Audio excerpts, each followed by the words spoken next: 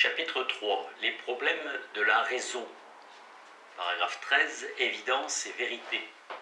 Les explicitations auxquelles nous nous sommes livrés jusqu'ici se tenaient sur un plan encore formel. Elles nous ont permis de nous débarrasser des tentations constructivistes. Il reste à soumettre le domaine transcendantal à des analyses positives. Ici seulement commence le travail phénoménologique avec ses difficultés effectives. Il ne s'agit pas simplement de trouver les concepts qui permettront de dominer le flot héraclitéen de la subjectivité vécue.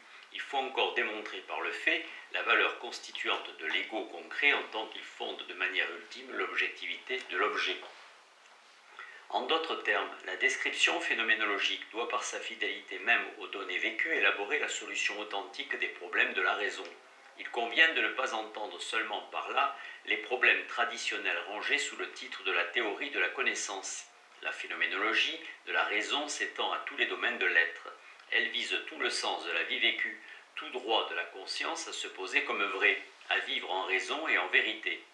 Toute expérience prédicative ou antéprédicative, toute intuition des valeurs ou des fins implique des prétentions qui doivent être critiquées et légitimées dans les limites de leur signification effective. Une critique de ce genre ne saurait procéder suivant des catégories abstraites. Elle se réalise par l'exactitude même de l'analyse, où la présence de la conscience elle-même est garante de son sens de vérité.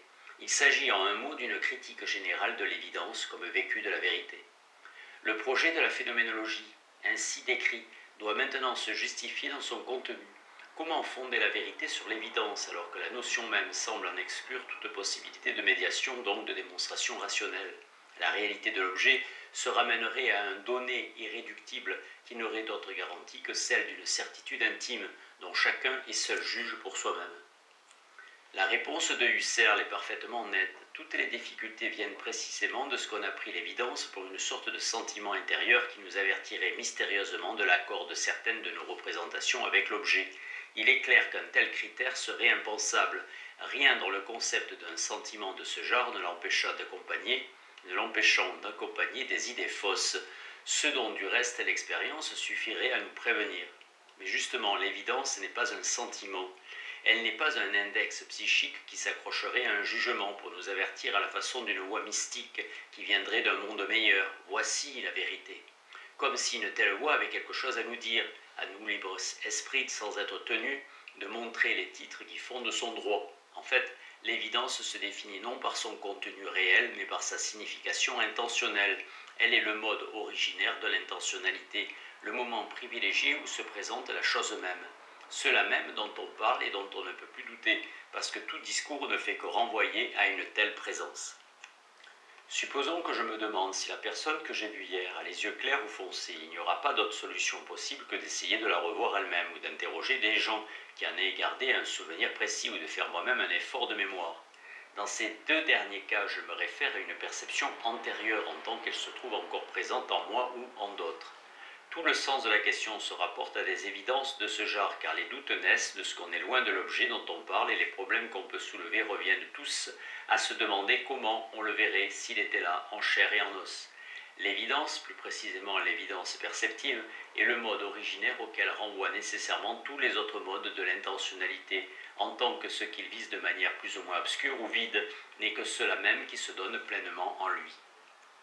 On remarquera que le schéma que nous venons d'indiquer sur l'exemple élémentaire de la perception sensible se trouve en fait d'une portée absolument universelle. Ainsi, un théorème de géométrie peut n'être l'objet que d'une intuition confuse ou d'une représentation aveugle ou symbolique. Le premier cas se produit quand je me souviens obscurément de la démonstration ou quand dans l'ignorance de celle-ci j'en devine la structure générale dans un sentiment plus ou moins confus. Le second est celui d'une compréhension purement verbale, où je n'ai aucune idée des démarches à suivre. Le doute est alors permis, mais il n'a d'autre sens que de renvoyer à un examen précis où le théorème se présente dans la plénitude de lui-même, par l'effectuation des opérations qui en démontrent la vérité. La notion d'intuition n'exclut pas celle de médiation. Les contenus prédicatifs ont justement ceci de particulier qui ne peuvent être donnés à l'intuition que par la médiation des synthèses opératoires du jugement et du raisonnement. Quand ces synthèses s'accomplissent de manière nette et précise dans l'actualité du vécu, nous avons l'évidence originaire, la perception du théorème. L'évidence est non originaire quand la démonstration est encore présente dans un souvenir clair et distinct, bien qu'on ne la reprenne pas dans son détail, ou quand l'on se contente de la suivre dans un exposé que l'on comprend parfaitement, mais que l'on ne répète pas effectivement en soi-même. Il est clair que la vérité mathématique ne signifie rien de plus que cela, même qui se donne dans des évidences de ce genre. En elle se trouve la solution de tous les problèmes concevables. On peut refaire la même analyse dans les domaines du sentiment et de l'action. La vérité de l'amour se définit par une expérience où l'objet se révèle comme évidemment aimable. L'évidence est originaire ou perceptive quand elle surgit dans la fraîcheur de la découverte première ou se renouvelle pleinement dans la présence de la personne aimée. Il y a encore évidence, quoique non originaire, quand l'amour vit du souvenir toujours présent de l'impression qu'il a fait naître, ou quand le sentiment n'est motivé qu'indirectement, ainsi lorsque nous aimons une personne pour l'amour d'une autre personne. Le doute n'apparaît que quand le sentiment est confus, ou quand l'éloignement ou l'habitude ont affaibli le souvenir de la perception originelle. Dans tous les cas, il y a encore l'intuition, mais non évidente. Enfin, l'amour sera purement verbal ou symbolique quand il se construit en raison du devoir ou de l'intérêt, ou encore par imitation ou par jeu mondain. Ce sont bien les mêmes valeurs qui se trouvent ici visées, mais la conscience n'en saisit aucun contenu effectif, fût-ce sous la forme d'une intuition confuse et obscure. Naturellement, à mesure que l'on s'éloigne de l'évidence originaire, les chances d'erreur se multiplient. L'amour peut se démontrer comme faux dans une expérience où l'objet que l'on croyait aimer se dévoile comme évidemment haïssable. Enfin, dans le domaine de l'action, la vérité se définit par l'évidence pratique, dans laquelle se révèle une vocation ou un devoir auquel on ne saurait se dérober. Ici encore, le renvoi au vécu n'implique aucun subjectivisme psychologique. Une fin n'a de valeur effective que dans la mesure où elle est perçue dans l'expérience de l'apraxis. Les contestations surgissent précisément là où l'action se guide sur des souvenirs confus ou une compréhension purement verbale de règles dont on n'a pas éprouvé la signification. Tels sont donc les modes fondamentaux de l'intentionnalité. Évidence originaire, perception ou expérience au sens large. Évidence non originaire ou dérivée par le souvenir clair ou la compréhension d'autrui. Intuition confuse, représentation vide ou symbolique. Ces modes, qui impliquent la position de l'objet comme existant, se doublent des modes imaginaires correspondants. Au lieu d'effectuer la démonstration qui me permet d'obtenir la perception d'un théorème, je peux me contenter de l'imaginer en me représentant le processus que je pourrais suivre, conformément à ce que je sais de la structure générale du domaine mathématique. En fait, toute découverte spéculative est imaginée avant d'être effectivement vérifiée, perçue. Une telle conscience se fonde sur des souvenirs clairs, dont certains à leur tour peuvent être simplement imaginés. Ainsi, je peux supposer que j'ai déjà effectué certaines démonstrations et sur le fondement de ces souvenirs imaginaires, me mettre à esquisser, toujours dans l'imagination, des structures nouvelles. De même, je peux m'exercer à imaginer une intuition confuse ou une représentation symbolique. On trouvera facilement des exemples correspondants dans le domaine des valeurs et des fins. Nous-mêmes, dans les analyses qui précèdent, nous n'avons pas réellement vécu les intentionnalités que nous avons décrites. Nous nous sommes contentés de les imaginer. Or, il est bien clair que l'imagination tient tout son sens des consciences thétiques dont elle est l'imagination. Celles-ci, de leur côté, en posant l'existence de l'objet, se réfèrent nécessairement à l'évidence où il se trouve saisi dans sa présence même. Elle ne saurait en donner une définition particulière, mais le vise précisément tel qu'il se révélerait s'il se montrait lui-même. Ainsi, toutes les manières de la conscience de se rapporter à l'objet renvoient unanimement à l'évidence comme au mode imaginaire originaire, dont elles ne sont que les modifications intentionnelles. C'est ce renvoi même qui les constitue dans le sens de leur être. Le propre de la modification intentionnelle est d'une manière tout à fait générale d'impliquer en soi-même un renvoi au non modifié. L'évidence n'est donc pas une simple donnée injustifiée et injustifiable. Elle réalise précisément en elle le sens de toute justification possible. Elle se justifie par le mouvement même de la vie constituante, en tant qu'il consiste à revenir constamment du modifié à l'originaire. Les disputes et les problèmes qui naissent quand on se contente de parler sur la chose, en cela représentant de manière plus ou moins lointaine, n'ont d'autre signification que de renvoyer à l'évidence, où ce qui était obscurément senti ou simplement visé se présente dans la plénitude du lui-même. En un mot, c'est l'erreur elle-même qui rend témoignage de la vérité, puisque l'obscurité qu'il engendre implique dans son sens constitutif la démarche qui doit la dissiper. Tout l'être de la conscience confuse consiste dans une aspiration vers l'évidence, où elle se supprime en se réalisant. Falsum index sui everi. Paragraphe 14. Le problème de l'erreur. Il était relativement facile de légitimer la notion de l'évidence comme mode originaire de l'intentionnalité en l'opposant aux consciences inauthentiques. Un problème plus délicat se pose si l'on examine les cas où l'erreur ne se dénonce pas pour ainsi dire par sa confusion intrinsèque, mais se produit dans l'évidence elle-même. C'est justement ici que la méthode phénoménologique démontre son efficacité. Puisque l'évidence n'est pas une donnée passive, mais un moment privilégié dans le devenir de la vie constituante, elle ne saurait garantir de manière définitive les vérités qu'elle dévoile. Il appartient au contraire à son essence de pouvoir s'infirmer et se corriger. L'évidence ne s'obtiendrait jamais s'il lui fallait poser l'absolu d'une vérité en soi, mais c'est justement le mérite de la phénoménologie que d'avoir dissipé tout préjugé de ce genre. Quand je perçois un objet, je peux poser en toute certitude les propriétés que j'en saisis. Leur réalité ne consiste précisément qu'à se donner de cette manière.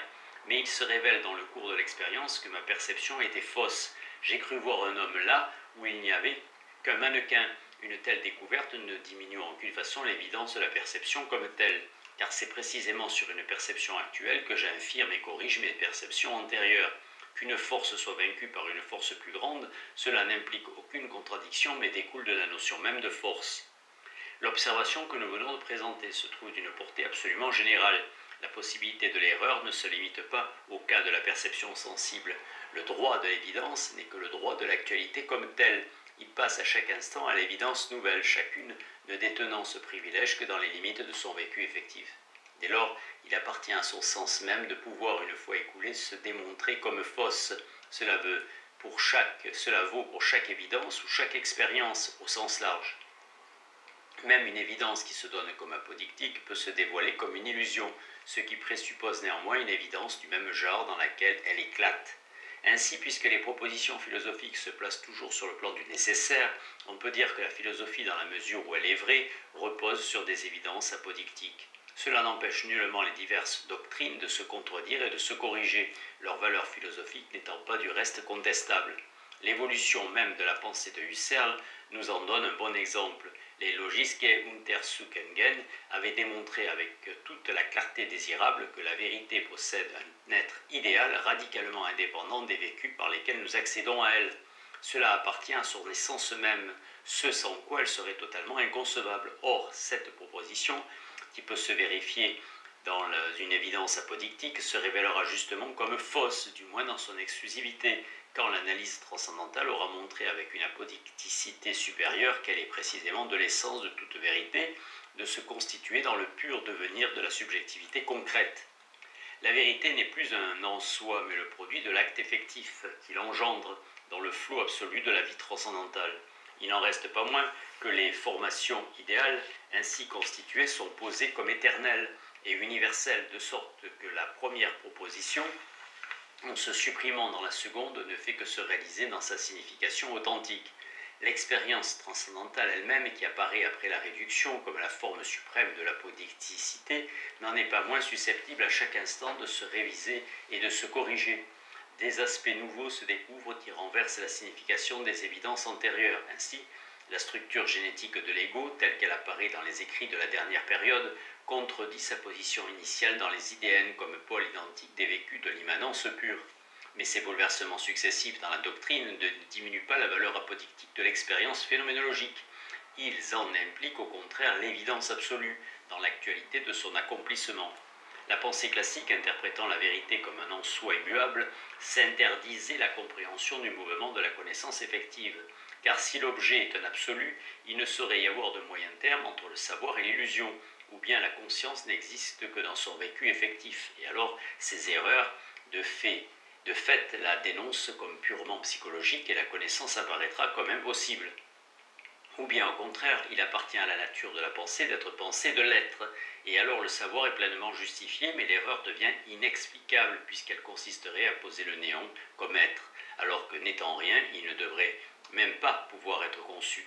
Le savoir est absolu ou n'est pas. Tel est le dilemme qui s'imposait dans l'horizon des concepts classiques, au mépris de l'expérience de la connaissance effective qui la montre comme un perpétuel devenir dont la vérité n'est pas supprimée mais réalisée dans la relativité même de ces moments.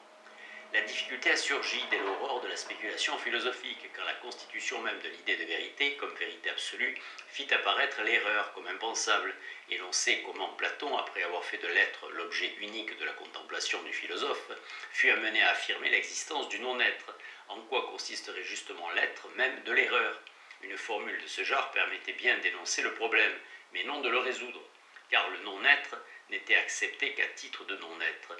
Il est ce que l'objet n'est pas et ne peut ainsi s'attribuer à l'objet que comme ce que cet objet n'est pas. Mais alors, on ne voit pas comment il pourrait se confondre avec l'être, ce qui définit précisément le fait de l'erreur. Se tromper, ce n'est pas attribuer à l'objet son non-être, à titre de non-être, mais bien à titre d'être. Si tête est assis, l'acte de voler fait partie de ce qu'il n'est pas, en d'autres termes, de son non-être. Mais le non-être n'ayant été justifié qu'à titre du non-être, la théorie explique bien qu'on puisse dire que tête ne vole pas. Elle ne fait pas du tout comprendre comment ce non-être a pu s'affirmer comme être dans la proposition tête vole. L'existence du non-être comme non-être, ou autre que l'être, ne fait pas de difficulté, mais il s'agit de rendre compte de l'apparence qui le présente, sous la forme de l'être. L'analyse platonicienne, restant sur le plan de l'objet, n'apportait aucun éclaircissement au problème, car de l'objet on ne pouvait rien dire si ce n'est qu'il est ce qu'il est, et n'est pas ce qu'il n'est pas. Or, le sophiste prétend qu'il est ce qu'il n'est pas. L'erreur renvoie manifestement aux intentions de la conscience. Et c'est bien ce à quoi Platon arrive dans la célèbre métaphore du colombier, mais il n'était guère possible de l'exprimer en concept dans le cadre objectiviste de la philosophie des idées. La pensée moderne avec Descartes résout le problème en passant sur le plan proprement subjectif par la notion d'un pur vouloir qui peut décider en l'absence d'une connaissance claire et distincte. Si je m'en tiens à mes perceptions effectives, je trouverai du savoir et de l'ignorance, mais rien qui me permette de poser mon ignorance comme savoir. L'acte de position est donc indépendant de la perception elle-même et se réfère nécessairement à une liberté. Dès lors, l'erreur est une faute et il suffit de bien user de son libre arbitre et de prendre garde à ne pas dépasser dans le jugement le donné effectivement perçu pour être assuré de ne jamais se tromper. Mais si la liberté se donne ainsi une règle, elle ne peut plus se définir elle-même par le pur arbitraire. Descartes admet précisément qu'il n'est pas nécessaire, afin que je sois libre, que je sois indifférent à choisir l'un ou l'autre des deux contraires, mais plutôt d'autant plus que je penche vers l'un, soit que je connaisse évidemment que le bien et le vrai s'y rencontrent, soit que Dieu dispose ainsi l'intérieur de mes pensées. D'autant plus librement, j'en fais choix et je l'embrasse. Car si je connaissais toujours ce qui est vrai et ce qui est bon, je ne ferais jamais en peine de délibérer quel jugement et quel choix je devrais faire, et ainsi je serais entièrement libre, sans jamais être indifférent. Il y a donc au moins un cas, celui de la connaissance claire et distincte, où la volonté ne saurait se séparer de l'entendement, car la liberté s'y réalise par la nécessité même de l'évidence. Dès lors, il n'est plus possible de rapporter l'assentiment à un libre choix, si l'on se rappelle que les perceptions confuses impliquent elles-mêmes un contenu positif, car percevoir le néant, ce n'est pas percevoir, et que d'autre part elles cèdent toujours devant une connaissance claire et distincte, on sera obligé de conclure que c'est le contenu objectif qui, dans tous les cas, détermine l'adhésion, puisqu'il emporte nécessairement dans la mesure de sa richesse. Si l'affirmation de la volonté était réellement indépendante de la perception de l'entendement, la connaissance distincte ne pourrait jamais s'imposer. Mais le fait est qu'elle s'impose, ce qui prouve que l'acte d'adhésion découle de la perception elle-même. Mais alors, l'erreur ne saurait s'expliquer par la liberté, elle résulte simplement de l'insuffisance du savoir en tant qu'il n'atteint qu'une partie de son objet. Nous revenons ainsi sur le plan de l'objet, et l'historicité du sujet connaissant s'absorbe de nouveau dans le système de la science. Puisque toute pensée est pensée de l'être, l'erreur n'aura rien de positif en elle-même. Elle ne sera qu'un moment de la vérité, et nécessairement vraie en tant que moment. L'aboutissement de la pensée classique chez Spinoza et Hegel vérifie les indications que nous avons données au début de ce paragraphe. Poser la vérité comme un absolu, c'est se condamner à exiger de la connaissance qu'elle soit également absolue sous peine de n'être pas connaissance. C'est l'erreur devient inexplicable en tant que telle. Sans doute peut-on encore lui restituer un sens positif en se référant à l'acte pur de la subjectivité, mais la conception de la vérité comme un en soi l'ayant placée tout entière du côté de l'objet, il ne resterait plus pour définir le subjectif comme tel que le concept abstrait d'une simple liberté d'indifférence, et les exigences du contenu entraînaient immédiatement un retour à l'objet. L'erreur se dissout dans le savoir, qui dès lors la justifie comme un de ces moments.